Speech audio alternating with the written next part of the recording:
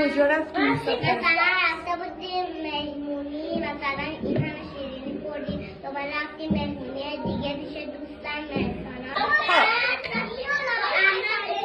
اصفهان؟ اسپانیا؟ اسپانیا بذاره دو آمریکا بودی؟ کجای آمریکا؟ ایران آمریکا. من به یه لاک‌پشت دارم، خب با اون مهمونی 13 به درم داشتیم. خب نه مسافرت کجا رفتی؟ مسافرت رو یادم نیست اسمش رو. پس اسپانیا چی بود گفتی؟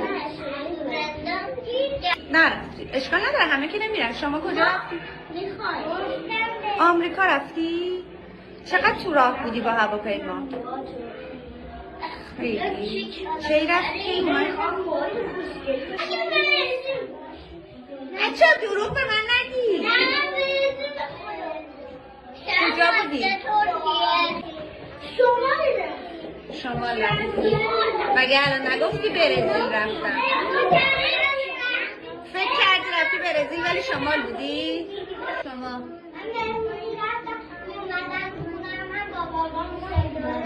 سونی بازی. خب دیگه به من گوش بدید.